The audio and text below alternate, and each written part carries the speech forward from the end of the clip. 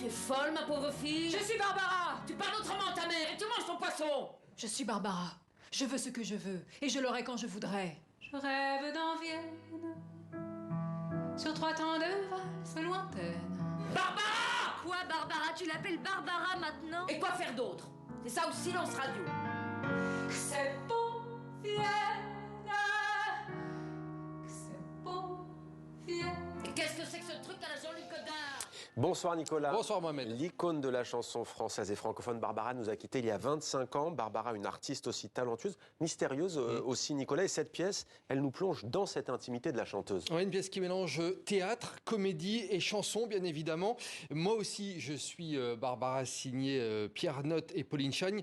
Alors cette pièce n'est pas un biopic, et ça c'est vraiment important de le signaler, mais c'est une fenêtre ouverte sur qui elle était vraiment Barbara, son caractère, sa folie, ses doutes, son entourage également. Et au final, il faut le dire, on connaît assez peu de choses d'elle car elle cultivait ce côté mystérieux.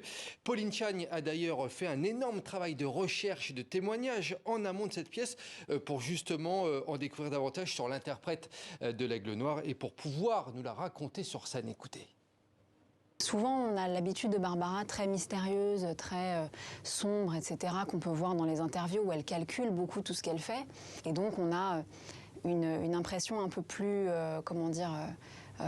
fraîche et des fois déroutante pour certaines personnes qui ne connaissent pas Barbara, d'une Barbara très drôle, très capricieuse aussi par moments, et vraiment dans l'amour de la scène. Donc on a ces parties-là qui sont très nouvelles. Et après, beaucoup d'anecdotes qui sont dissimulées. À un moment, on est à table comme ça, puis la mère dit « c'est pas tous les jours qu'on a Barbara à la maison ». Donc elle est complètement galvanisée, elle est au sommet de son délire. Et puis elle répond « les meilleures omelettes que j'ai jamais mangées, c'est Georges Moustaki qui me les a faites ». Donc c'est vrai qu'on a des fois des petites phrases comme ça, des petites choses qui ont été cachées. Moi, je m'en balance. Je dis tout. Parce qu'elle fait ce qu'elle veut, Barbara. Quel joli temps pour se dire au revoir.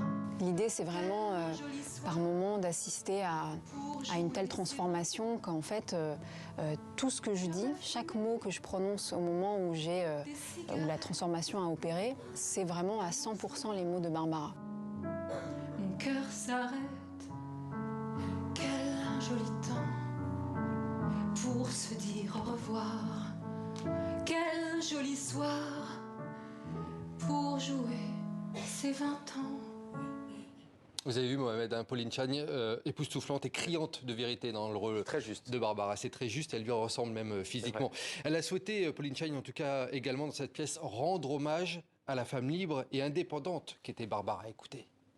Aussi, en tant que femme, je trouve qu'elle est inspirante parce que Barbara, quand on pense à elle, on pense à l'Aigle Noir, etc. Mais c'est aussi une femme amoureuse. C'est une femme qui a eu beaucoup d'hommes dans sa vie, qui a été très libre, très libre aussi même dans son corps, dans sa façon d'appréhender la scène. Et c'est très beau de voir que c'est une femme qui n'a jamais été jugée pour ça. C'est-à-dire qu'on a un respect terrible pour Barbara parce qu'elle a une telle autorité sur ce qu'elle dit, sur ce qu'elle revendique et elle est tellement, une grande artiste qu'on ne peut pas la juger pour autre chose. Et ça, c'est très beau parce qu'aujourd'hui, on a toujours un peu l'impression qu'il y a un pendant en fait à ça. Et avec Barbara, pas du tout. Superbe pièce que je vous conseille d'aller voir si vous êtes à Paris. C'est au studio Héberto. Moi aussi, je suis Barbara donc. Le cinéma, et ça approche, 95e cérémonie des Oscars. Ce sera à Hollywood le 12 mars prochain. Nicolas, on connaît les films sélectionnés. On commence avec la Belgique, Mohamed, qui sera bien présente à la cérémonie. Le film Close du réalisateur Luc Hadont a été nommé pour l'Oscar du meilleur long métrage étranger.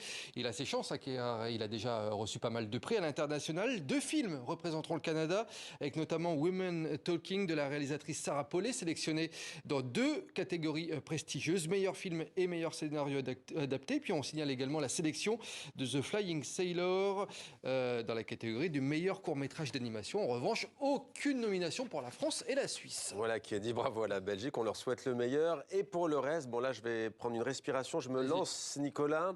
C'est la comédie américaine Everything, Everywhere, All at Once qui part favorite. C'est bien joué. 11 nominations au total. C'est bien de vous entraîner parce qu'elle risque effectivement de remporter des prix.